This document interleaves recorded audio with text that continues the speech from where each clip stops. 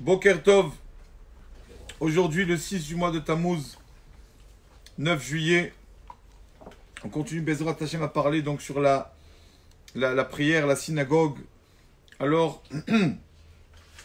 il y a souvent, on va citer Bezrat Hashem une halakha, et justement, comme des personnes ont entendu cette halakha sûrement, alors on a appris de cela d'autres halakhot qui ne sont pas toujours vrais.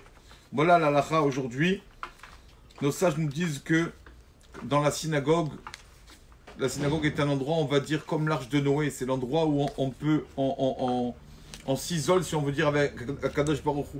On peut de partout parler à Akadosh Baruch Hu. C'est vrai, mais à la synagogue, ça y est, on n'a pas le portable, on est tranquille, on n'a pas le monde autour de nous. On est là pour parler à Akadosh Baruch Hu. Alors, pour montrer notre amour à Akadosh Baruch Hu dans la synagogue, qu'on est dans sa maison, on est venu ici que pour lui parler. C'est pour cela que la halakha nous dit que quand on a des enfants d'un bas âge, tout ça, dans la synagogue, on ne les embrasse pas dans la synagogue. On n'embrasse pas nos enfants dans la synagogue. Pourquoi? Pour montrer à Hachem que notre amour ici, on est là que pour lui. Que pour Akadosh Baruch Hu. C'est pour cela qu'on essaye de ne pas embrasser les enfants dans la synagogue, qu'ils soient petits, qu'ils soient grands, il n'y a pas de différence.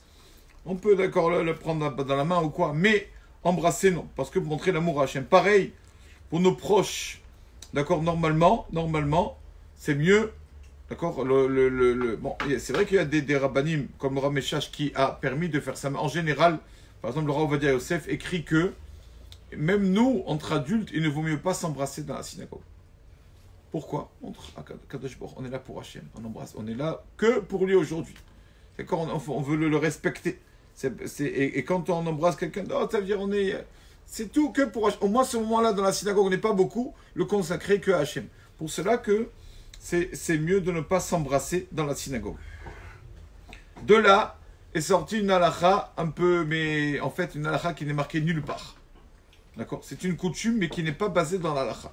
Quand une personne, des fois, va au cimetière, il va nous pour un enterrement. Alors, il y a une halakha qui court comme ça, qui est très répandue, et qui dit, comme on est venu au cimetière pour le défunt, pour l'enterrement, on ne peut pas aller voir une autre tombe. Comme ça, une halakha qui est répandue, parce que les gens disent que ça, si on est vu que pour lui, il ne faut pas le vexer. Mais c'est vrai que cette halakha, donc elle n'est pas basée nulle part. Il n'y a pas de problème. Si quelqu'un va à un enterrement, il peut aller pèleriner son grand-père ou je ne sais pas quoi. Il ne va pas blesser le défunt quand il va voir des autres tombes. Alors, comme on n'embrasse pas dans la synagogue, est-ce qu'on embrasse personne dans la synagogue? Non, il y a des exceptions. Il y a une exception, c'est quand son rave ou son papa, d'accord, là le rave, le kavod de notre rave, le kavod de nos parents, c'est autre chose. Donc on peut leur embrasser la main. Maintenant, en général, quand le rave monte à la Torah, donc il embrasse la main. Le papa qui monte à la Torah, on lui embrasse la main par preuve de kavod, ou après Birkat Kohanim, quand le papa bénit les enfants, on lui embrasse la main. Tout ça, oui. Pourquoi ça, oui? Pourquoi les papas et les sages, on peut embrasser et pas les enfants? Parce que là, ce n'est pas pareil. Là, Kadosh Baruch Hu nous a ordonné, comme on a vu, c'est marqué Et Hashem lokeratira, tu craindras ton Dieu. Quand la Torah dit tu craindras ton Dieu, la Torah a ajouté un mot Et. Et tu craindras ton Dieu, et le mot Et veut inclure quelque chose. Qui doit-on craindre à part notre Dieu? La Torah nous dit, les rabbot al-dechachamim, nos rabbanim, nos sages, on doit les craindre. D'accord? Donc c'est pas, comme on doit les respecter. Alors aussi, bien sûr, c'est sûr que même dans la synagogue, on leur embrasse la main. On a vu que quand notre patriarche Avraham Avinu, donc avait fait la Brit Mila, et il voit la résidence divine à Kadosh Baruch Hu qui vient le voir, lui rendre visite, parce qu'il avait mal après la Brit Mila, 3 jours après la Brit Mila, c'est le jour le plus douloureux. Et donc, quand Kadosh Baruch Hu est venu se dévoiler à Avraham Avinu a voulu se lever en honneur de la Shekhinah de Kadosh Baruch Hu. C'est pas beau. Kadosh Baruch Hu, entre guillemets, est debout, si on veut dire, dans la notion humaine. Et moi, je suis assis, il a voulu se lever. Hachem, Kadosh Baruch Hu lui a dit, Avraham, assis-toi. Toi, reste assis et moi, je serai debout. Avraham dit, Hachem, pourquoi? Pourquoi, Kadosh Baruch Hu, toi, debout et moi, assis? Hachem lui a dit, c'est pour montrer l'exemple aux générations à venir. Quand il y aura les juges rabbiniques, les dayanim, qui seront assis en train justement de juger une personne, de régler un problème entre un conflit financier ou un problème de couple ou pas, ou quoi. Alors les dayanim, les sages seront assis, et moi, Kadosh Baruch Hu, je serai là. La Shekhinah est là quand il y a 3 juges, la résidence divine est là. Et moi, je serai là debout, au-dessus d'eux pour les protéger. Donc Hachem a dit, c'est pour ça que je te montre pour les générations à venir. Toi, l'homme, Abraham, tu es assis. Moi, Kadosh Baruch Hu, debout. Alors, si, comme dit Ravodia Yosef, si Kadosh Baruch Hu nous a montré l'exemple, même à Kadosh Baruch Hu fait honneur à ces rabbanim là.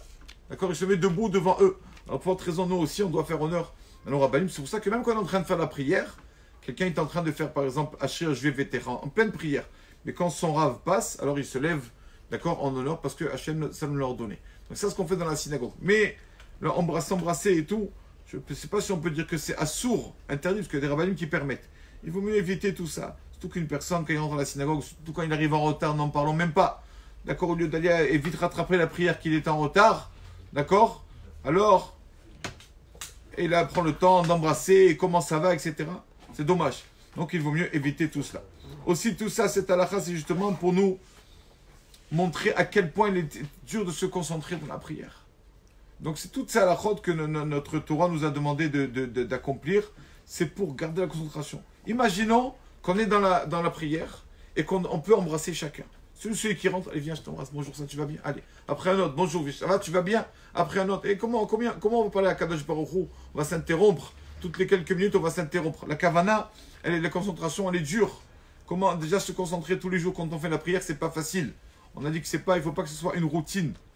Il y avait un rave, le Sefat Emet, un admour de goût, un rave qui, il a pris celui de ne pas sortir de sa ville. Il était souvent isolé dans sa maison. Les élèves venaient le voir quand il avait besoin de conseils, de bénédictions. Et une fois, il devait malheureusement voyager à Vienne, en Autriche, parce que sa femme a des problèmes de santé, pour aller voir des grands professeurs là-bas en Autriche. Donc il prend le train. Avant de monter dans le train, on voit des centaines d'élèves qui ramènent Kavod au Rav. Donc on l'amène au train, à la gare. Quand il amène là-bas, un des élèves dit au Rav Rabbeinu, est-ce que vous pouvez nous dire un Dvar Torah avant de se séparer de nous? On partait en voyage, qu'on se sépare sur une parole de Torah. Alors il a dit un verset du roi Salomon qui dit Kol Paal Hashem Lema'aneu. Tout ce qu'a fait Akadosh Baruch Hu, c'est pour apprendre de cela, pour le servir. Toute chose qu'il y a dans le monde, on peut tirer une leçon de cette chose-là, cet objet, pour mieux servir Hashem, Akadosh Baruch Hu. Alors il leur a dit, maintenant je monte dans le train, il leur a dit. Qu'est-ce que j'apprends du train? Il leur a dit comme ça à ses élèves, qu'est-ce qu'on peut apprendre du train? Il leur a dit, le train, on voit des dizaines de wagons. Comment tous ces wagons-là arrivent, donc justement, à voyager? Qui tire, qui donne la force à tous ces wagons? Il dit, c'est la locomotive. La locomotive, le premier. La locomotive, il dit, là-bas, c'est tout noir. Il y a le moteur, tout ça, c'est tout noir. Mais comme c'est chaud, la chaleur de cette locomotive-là arrive, avec ce moteur, à tirer des dizaines de wagons. Il leur a dit, j'apprends moi aussi pour ça. Quand une personne, on ne voit pas la chaleur de la locomotive, on ne voit pas de la fumée ou quoi. Quand une personne garde de la chaleur en lui, d'accord? C'est pas la peine de montrer à tout le monde, mais il a de la chaleur, avec cette chaleur-là, il leur a dit, il peut tirer beaucoup de wagons, il peut tirer beaucoup de personnes, les faire venir pour le service d'Akadosh Baruch Hu. Voilà ce que j'apprends du train, il leur a dit. Quand on montre l'exemple, on est chaud, mais c'est pas la peine de montrer à tout le monde, alors on peut tirer beaucoup. Il leur a dit, voilà la leçon qu'on apprend. Il leur a dit, c'est pareil, il leur a dit comme ça quand on boit un café. Quand on boit un café, il faut de partout qu'il y ait de la chaleur. Il faut quand on boit un café, il leur a dit, vous prenez le café, pensez que c'est pas comme le café d'hier, c'est un autre café. C'est pas la même chose, il faut profiter de ce café. Toute chose qu'on fait avec de la chaleur, avec d'intensité, comme ça, une personne, quand il fait ça, alors ça ne devient pas une routine.